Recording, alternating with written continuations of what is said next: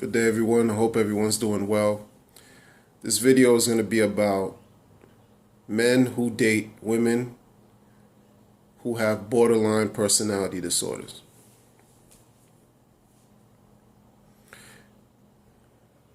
Now, borderline personality disorder,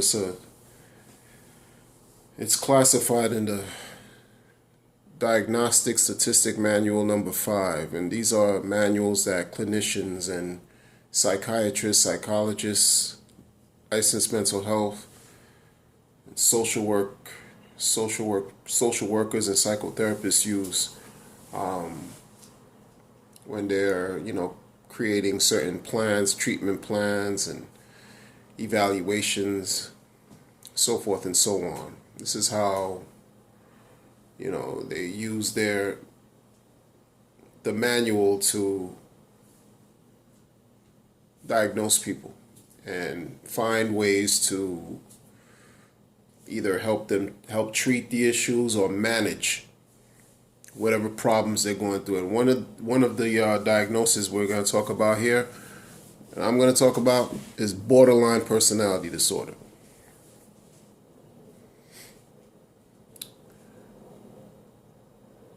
From a female.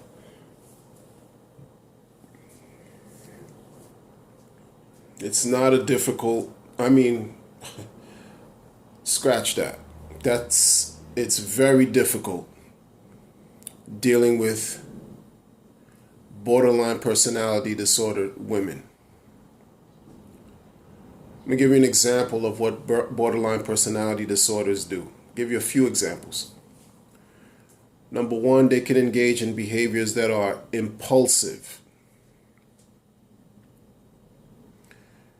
Number two, they have issues with abandonment that stem from a tumultuous childhood. Number three,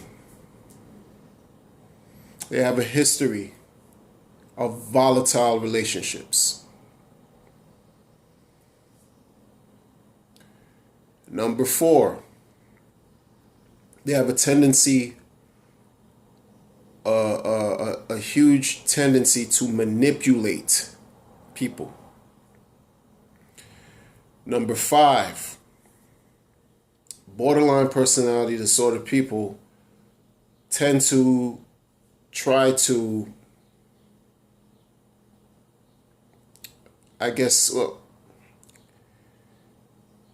seek and prey on people who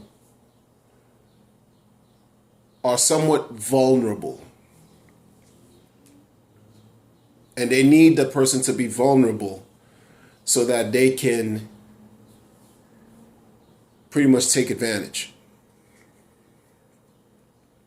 Number six, borderlines often, they live in this state where things are just a little bit, are so distorted.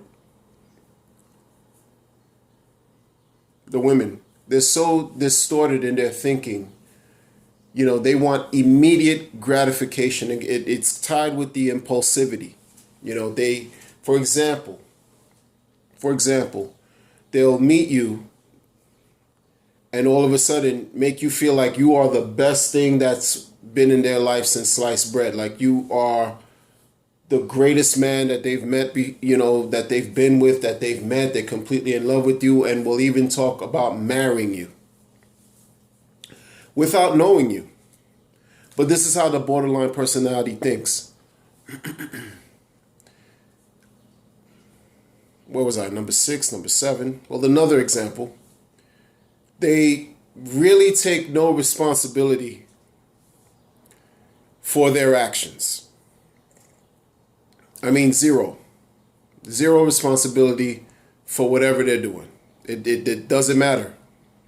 It doesn't matter. They're not thinking about how you feel based on their actions and for them to own up to their behaviors. That's not how they operate. They don't do that. A borderline personality disorder can be highly hypersexual. A borderline person, again, may not necessarily feel that they are borderline. They may feel that they're fine. They will, in most cases, in many cases, believe that you're the one who has the issues, that you're the one who has a problem.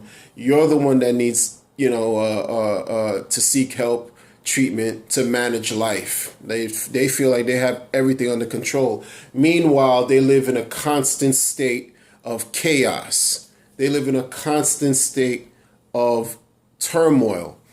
This tumultuous environment and chaotic existence that they're living in, that they try to navigate through on a daily basis, stems from their childhood, stems from the child abandonment issues, the mother or father or parent-child abandonment issues. It stems from childhood. In many cases, certain things took place in childhood that's affecting them to this day. Certain devastating experiences have taken place in their childhood that's affecting them to this day. And a lot of times with borderlines, teenagers are not generally diagnosed as, having that type of disorder, that type of personality disorder. Some, you'll find it in early adulthood to adulthood. But children are generally not diagnosed as having borderline personality disorders. But stemming from, the problem stemmed from their childhood. Now, it's a very difficult position to be in when you're in a relationship with a woman who's borderline personality and you're non-borderline personality. Okay? It's a difficult position because you're trying to see, in some cases, many people are trying to find a way to help the person understand what they're going through doesn't make sense, but that's not effective. It's not effective at all. One of the main, modes of treatment that exists, they call it DBT, or cognitive behavioral therapy, I think, or DBT, has been, those forms of treatment it's not something you can treat. It's actually, borderline is not something you can actually treat. It could be managed. It's how you manage the personality disorder. It's about managing it, not treatment. Medications can't treat that.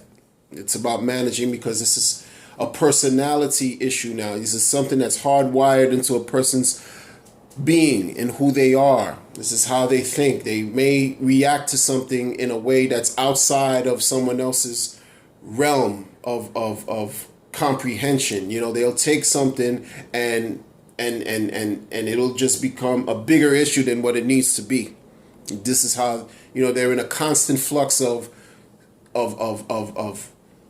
distractions, but it's laced with drama. That's why a borderline person,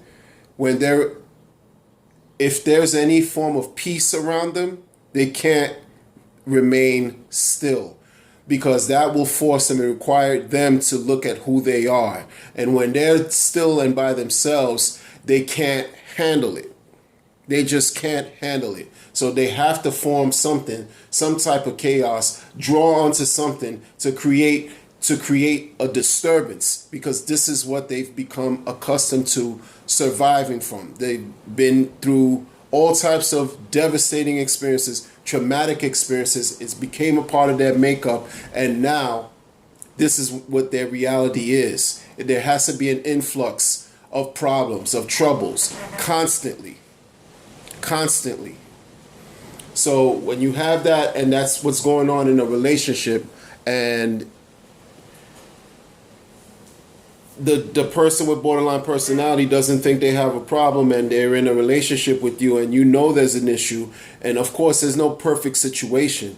The other person has their own issues too, but when you're dealing with mental illness, it's an extra layer that exists, that if it goes unnoticed is going to affect the entire relationship. But some people who have borderline personality, issues do not accept that. They don't believe that. They don't believe that. And it's sad. It's sad. Because these behaviors affect their loved ones. Again, they have history of having volatile relationships. And when I mean volatile, I mean volatile,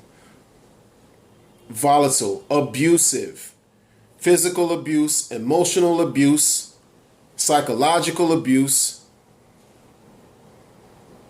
okay, with close people, with former partners, with former boyfriends, with former husbands. I'm talking about female borderlines. They have these histories that carry over into their lives, that continue because it's going unnoticed. These issues are not being addressed properly. Borderlines have to know that they deserve a loving life. They deserve to have a fruitful life, a healthy life, filled with wellness.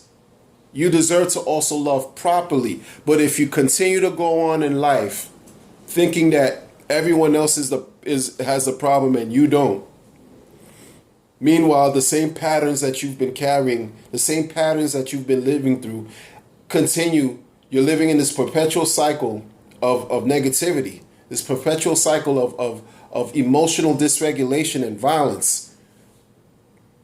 You can't blame everyone else.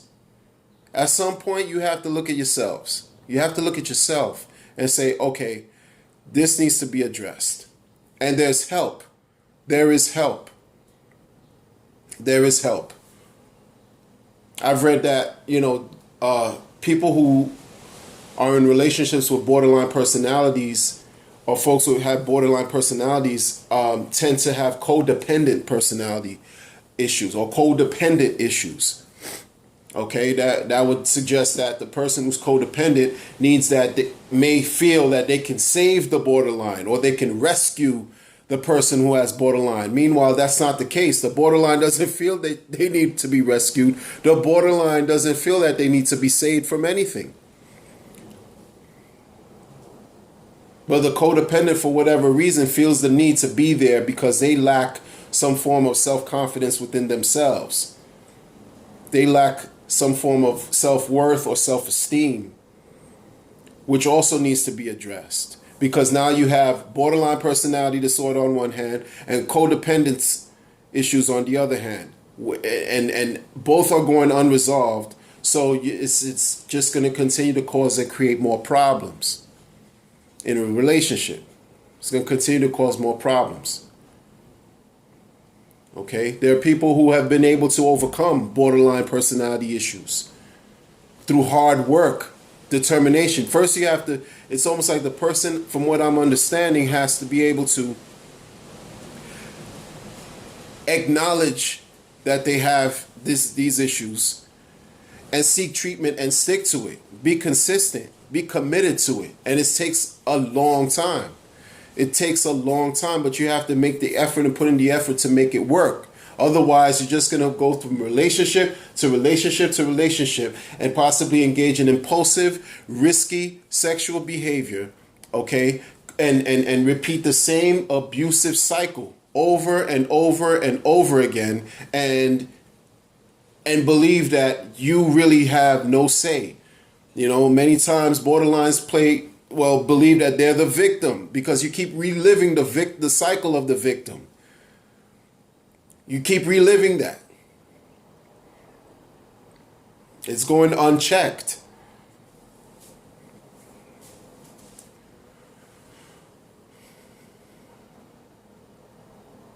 It's a difficult situation because in when it comes to people you have, there's certain borderline people who have pushed everyone away because their character has become so unpleasant that no one wants to be around them. They end up alone. And that's a sad existence. It's a sad way to live. It's a sad way to exist.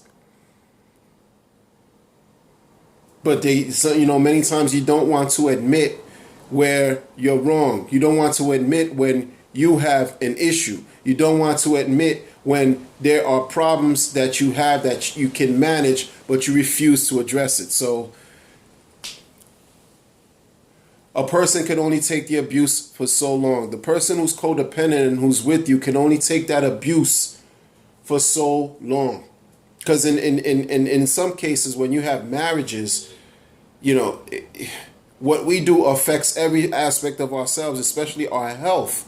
In some cases, I've also read where the person who's living with the borderline personality over a number of years, the person who's not borderline, who may not be codependent either, has developed certain illnesses, has developed certain illnesses based on how they had to struggle with the relationship, how they had to struggle with the conflicts that came up during this relationship, because there's very little peace. Again, there's very little commonality when it comes to tranquility, understanding, and peace. Because when everything is good, things are good. But when things are bad, and things are bad all the time, more often than not. You have the I love you stage, where the partner is adored, loved, and the borderline is just loving the person completely, right? But then there's a flip side to that, when the person is devalued, completely devalued, and has become like the arch enemy number one, and pretty much cast in that light. So after a period of time, that's going to have adverse effects on the person who's receiving that type of treatment, who's been there trying to bear and endure and offer support. It's going to emotionally break them down. It's going to physically break them down. They'll develop certain possibly mental issues, physical ailments. Things like this happens. So I just, this is just to share. Look, I don't have the answer. I know this is something that exists. I'm asking people to leave a comment and share your thoughts. You don't have to agree with everything I said, but leave your comments, share your thoughts, because I'm interested to hear what the people have to say. Okay?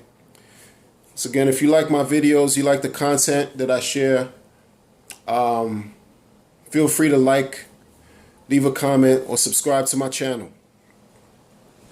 All right? Until then, be well.